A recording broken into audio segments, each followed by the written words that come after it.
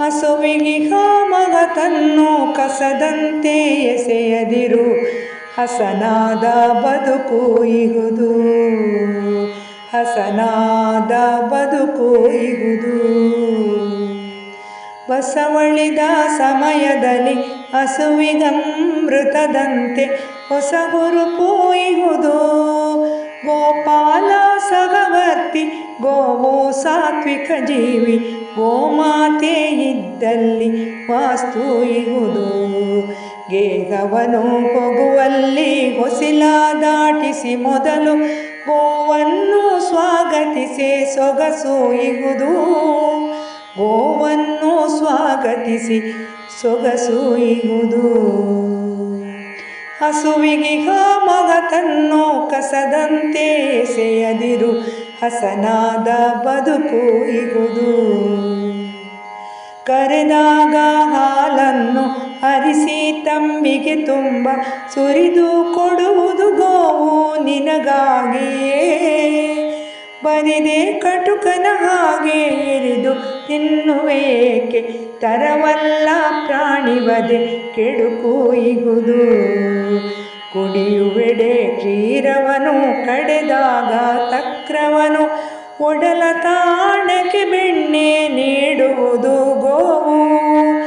ಒಡೆದು ನೆಲ ಸಾರಿಸಲು ಕೊಡುತ್ತ ಬೆರಣಿಯ ತನ್ನ ಮಡಿಲಿಂದ ಮನುಜನಿಗೆ ಯಶವೂ ಇಹುದು. ಸೇವಿಸದು ಮಾಂಸವನು ಸೇವಿಸದು ಹೊಲಸನ್ನು, ಸೇವನೆಯು ಬರಿಹುಲ್ಲು ಅಧಿಕವಾಗಿ.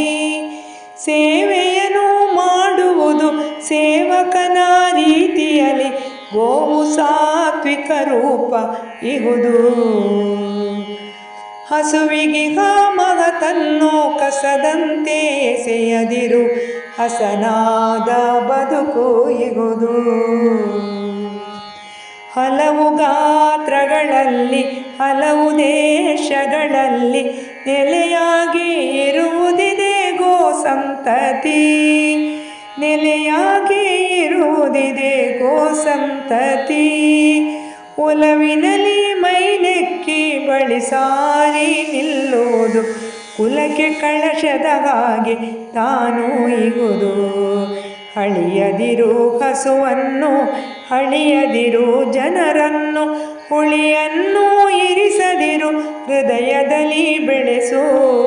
ಬೆಳೆಸುಗೋ ಸಂತತಿಯ ಬೆಳಗುವೆಡೆ ಸುಜ್ಞಾನಿ, ಬಳಿ ಬರಲು ನಿನಗಾಗ ಒಳಿತು ಇಹುದು.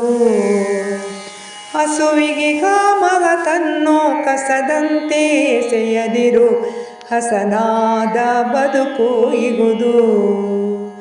ಬಸವಳಿದ ಸಮಯದಲ್ಲಿ ಹಸುವಿಗಮೃತದಂತೆ